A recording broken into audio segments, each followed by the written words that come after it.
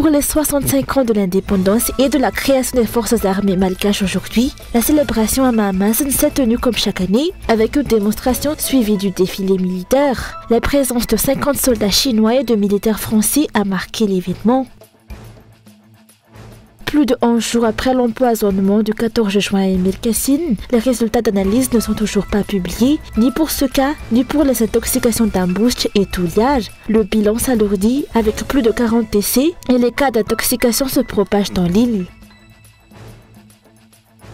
De l'actualité internationale, 8 personnes ont été tuées et au moins 400 ont été blessées, dont 83 sont dans un état grave dans les manifestations organisées mercredi dans tout le Kenya en commémoration du mouvement citoyen de 2024, a déploré une coalition d'une vingtaine d'ONG.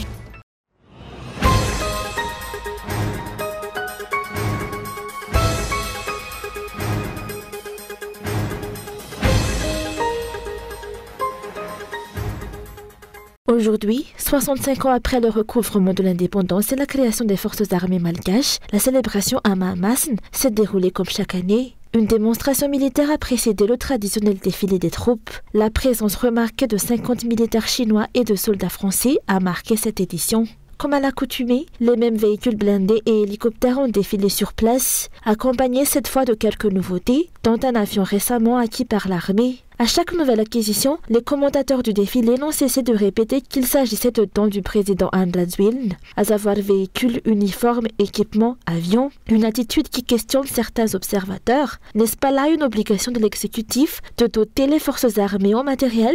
Et pourquoi glorifier systématiquement le président à chaque fois qu'un équipement est fourni? La question de l'origine des financements est également soulevée. S'agit-il de fonds publics ou d'un don personnel? Voalohany aloha za tsy mbola nahita le teti-bola zany hoe ty tena avy amin'ny filoham-pirenena. Je n'ai pas vu de précision sur la source du financement. Est-ce de l'argent personnel du président ou issu du trésor public? En tant que responsable, il doit clarifier ce point. L'armée malgache est un pilier sensible de notre nation. Ce n'est pas à n'importe qui, sous prétexte qu'il a de l'argent, de fournir des équipements militaires. Cela touche directement à la souveraineté du pays.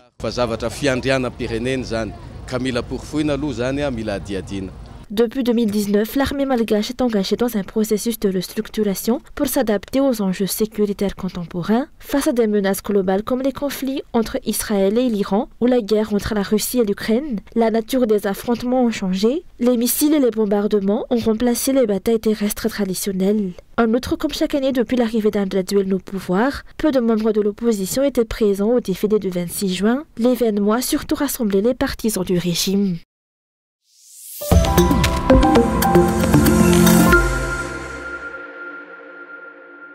Plus de 11 jours se sont écoulés depuis l'empoisonnement alimentaire survenu le 14 juin à Emile Cassine Namboui Malaz.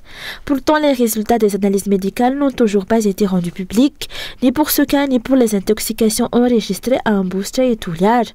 Le nombre de victimes, quant à lui, continue d'augmenter. Plus de 40 décès ont été recensés à ce jour et les cas d'intoxication se multiplient dans plusieurs régions de l'île. Dans les familles des malades, la colère monte. Beaucoup dénoncent l'inaction des autorités qui contribuent selon eux à aggraver la situation. On dirait que les gens vont à l'hôpital pour y mourir. Il faudrait des solutions immédiates, car la situation est critique. Les résultats d'analyse devraient être disponibles en 24 heures. Les médecins devraient les expliquer publiquement. C'est incompréhensible. Pourquoi ce silence? À ce jour, aucune mesure concrète n'a été prise contre les entreprises ou vendeurs potentiellement impliqués. Le flou demeure sur l'élément déclencheur de ces intoxications. À Touliage, de la mortadelle suspecte a été saisie, mais rien ne permet d'affirmer qu'elle est à l'origine des décès. Y a-t-il eu des enquêtes sérieuses? Quel laboratoire a identifié la toxine ou le poison? Aucun. C'est une urgence nationale. Ce que les Malgaches consomment, de Betuka Diego, en passant par Tuliar ou en Boudaguesque, peut être dangereux. Il est du devoir des dirigeants de déclarer l'état d'urgence sanitaire. La population vit dans la peur. Même l'achat d'huile ou d'aliments de base devient un risque. Alors que les festivités officielles et les campagnes de communication occupent le devant de la scène, la souffrance des familles endeuillées passe au second plan. Face à cette crise, l'Assemblée nationale et le Sénat sont appelés à se saisir du dossier pour diligenter une enquête parlementaire. À défaut d'une réaction rapide de l'exécutif, le risque sanitaire pourrait s'étendre à l'ensemble du pays.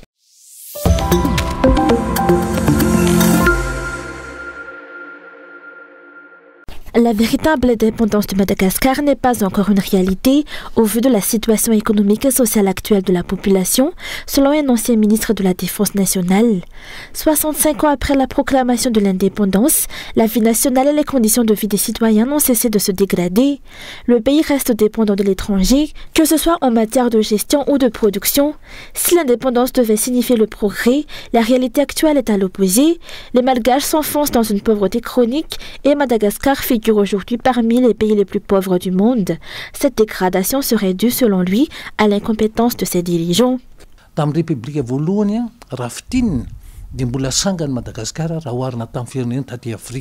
Si l'on résume, la première République a fait de Madagascar un modèle en Afrique. La deuxième République a voulu réformer l'économie en instaurant le socialisme. Durant la troisième République, la situation économique a commencé à décliner. Et maintenant, sous la quatrième République, nous sommes parmi les derniers au classement économique. Il y a des Malgaches qui vivent bien, mais beaucoup sont dans une pauvreté extrême et en grande difficulté. La patrie, la protection du peuple, de ses biens et de la souveraineté nationale constituent le fondement des forces armées. Pourtant, 65 ans après l'indépendance, leur rôle semble avoir changé. Elles sont aujourd'hui mobilisées en priorité pour protéger le pouvoir en place, reléguant la protection de la population au second plan.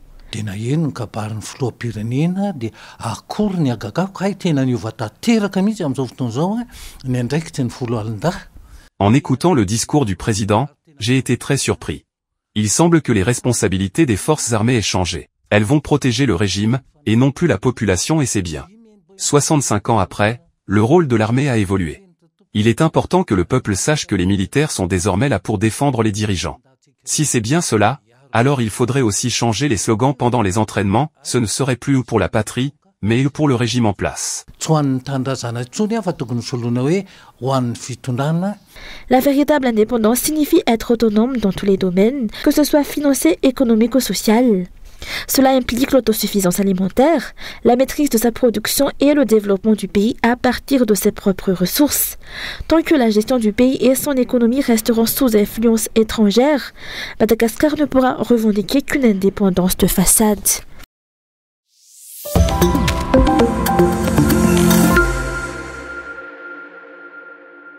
La célébration du retour de l'indépendance de Madagascar n'est plus pour de nombreux citoyens qu'une habitude et une formalité. La véritable indépendance ne se reflète pas dans leur quotidien, ce qui pousse beaucoup à se demander si Madagascar est réellement un pays indépendant. Selon eux, il n'existe ni autonomie politique, ni autonomie économique ou sociale. Le manque d'indépendance militaire mis en évidence aujourd'hui ne fait que renforcer ce sentiment général. Une pseudo-indépendance, c'est ainsi que plusieurs citoyens l'ont qualifié.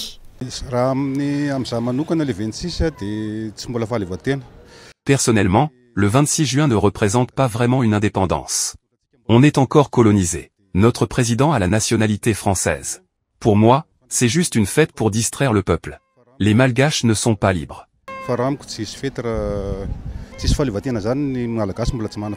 Cette impression d'indépendance factice révèle également, selon eux, que Madagascar est dirigé par des responsables incapables de maîtriser et de valoriser les ressources locales. Pire encore, le pays reste dépendant de l'aide étrangère pour son développement et continue d'importer massivement des produits de première nécessité, y compris des denrées alimentaires.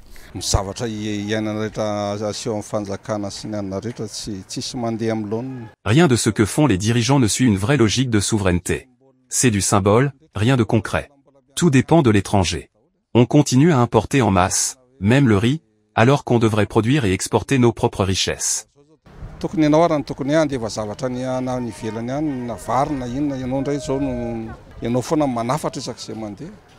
Les citoyens interrogés ont aussi exprimé leur déception face à la participation de militaires étrangers au défilé du jour, qui aurait dû être un moment fort pour mettre en valeur la capacité et l'autonomie de l'armée malgache.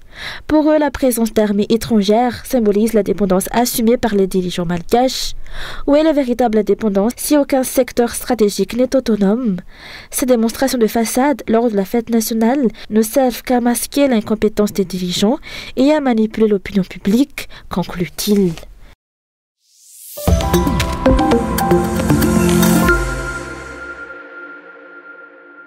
En raison de la dureté de la vie, de nombreux commerçants ont choisi de poursuivre leurs activités quotidiennes plutôt que de célébrer la fête nationale du 26 juin aujourd'hui.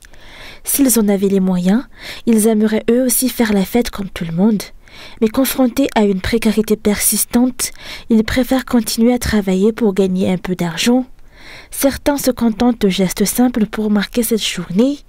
Pour eux, cette situation reflète l'indifférence des dirigeants face au bien-être social de la population et une mauvaise gouvernance qui a plongé une large frange de la société dans une pauvreté profonde.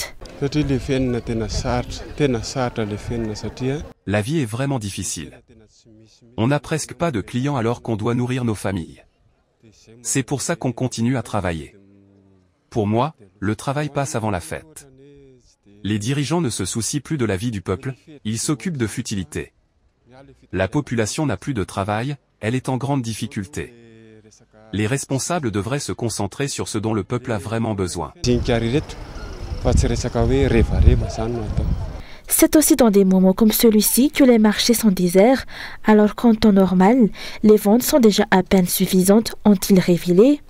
Aujourd'hui, la population modeste ne pense plus aux festivités, elle est absorbée par une seule priorité, trouver de quoi survivre au jour le jour. La fête nationale passe au second plan.